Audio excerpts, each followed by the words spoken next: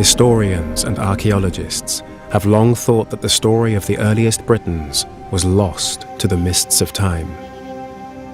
The Stone Age settlers of ancient Britain had always been thought of as simple folk, living a brutal hand-to-mouth existence.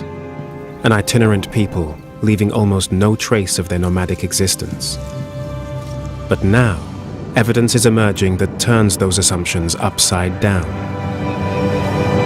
Traditionally, the view of the hunter-gatherer has been that they've really just been sort of running through the landscape, chasing after the latest big animal. But in fact, what we have here is something much more complicated.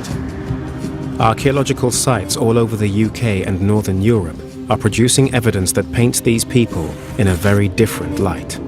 It's become clear over time that people are thinking ahead and planning for the future.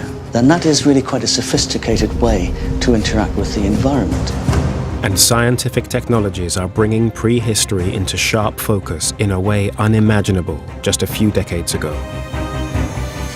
We produced a life story, a life history, what they were eating and what the climate was like. We could reach back into the past and reconstruct their childhoods.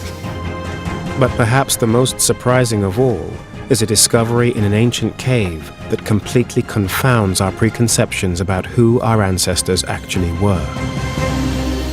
When we got the isotope analysis results, our whole picture that we had before just crumbled in a second.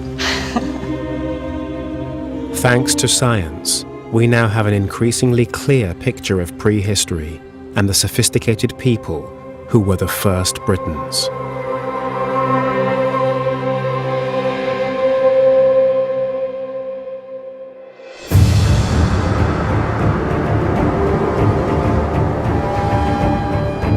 For hundreds of years, it's been thought that the people who erected Britain's ancient monuments like Stonehenge also founded its first civilization.